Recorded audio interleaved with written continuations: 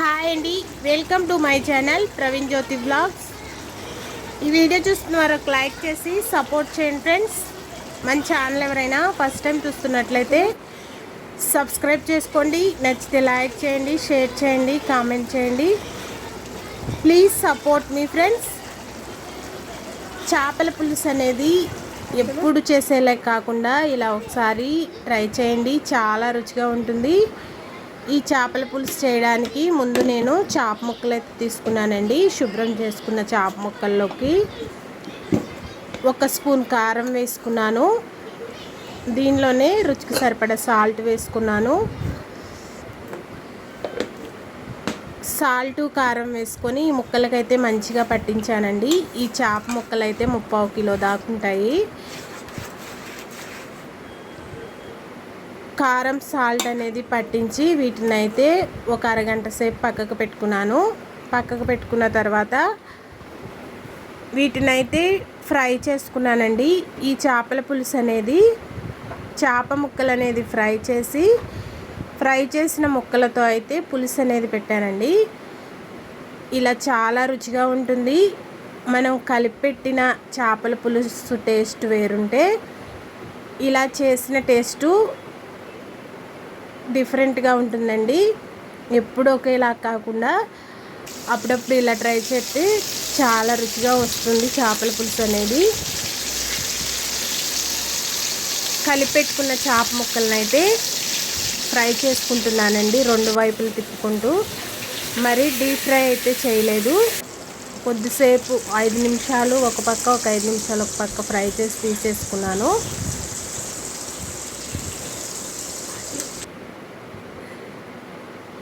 Fry చేసుకున్న చేప ముక్కలు తీసేసుకొని అదే ఆయిల్లో ఇంకొక టేబుల్ స్పూన్ ఆయిల్ వేసుకొని ఈ పులుసు కోసం అయితే రెడీ చేసుకున్నానండి.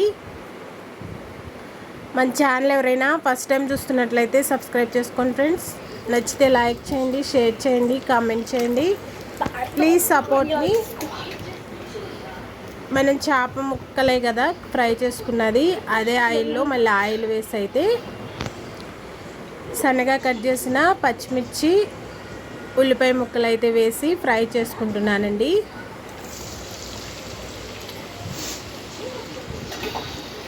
ఇవి బ్రౌన్ కలర్లో వచ్చే వరకు అయితే ఫ్రై చేసుకొని దీనిలో టమాటా కూడా వేసి నేను చేపల పులుసు అనేది పెట్టానండి.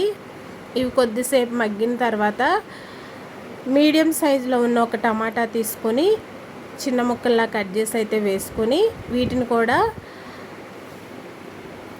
మగ్గించుకుంటున్నాను. టమాటా వేసి చేసిన చేపల పులుసు అది ఒక డిఫరెంట్ టేస్ట్ ఉంటుందండి, చాలా బాగుంటుంది. వీటిని కూడా మగ్గించుకున్న తర్వాత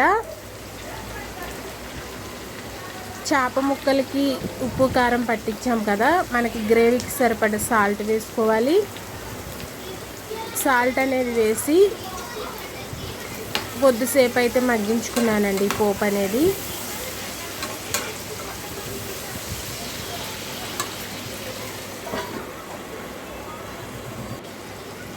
మనం మూత పెట్టి మగ్గించుకుంటే తొందరగా మగ్గుతుందని మూత పెట్టి అయితే మగ్గించుకున్నా.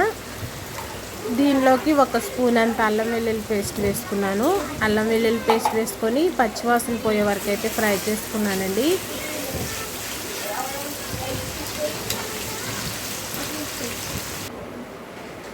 ఇవన్నీ ఇలా మగ్గిన తర్వాత రుచికి సరిపడా కారం అయితే వేసుకున్నాను.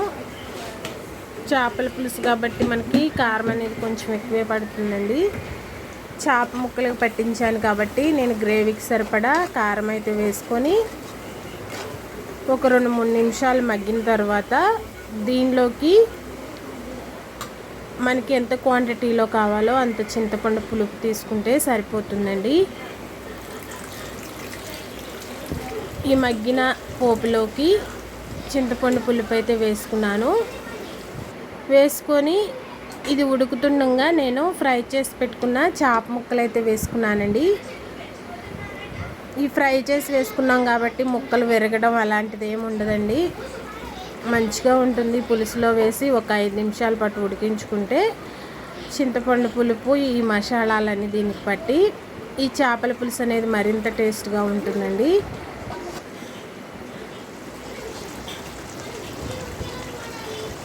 పులుసు అనేది కొంచెం చిక్కబడిన తర్వాత లాస్ట్లో కొద్దిగా కొత్తిమీర వేసి తీసుకుంటే అసలు ఎమ్మి చేపల పులుసు మనకు రెడీ అయిపోయినట్లే. ఈ వీడియో అయితే ఇంతే ఫ్రెండ్స్. నచ్చితే ఒక లైక్ చేసి మన ఛానల్ని సబ్స్క్రైబ్ చేసుకోండి. Please support me friends.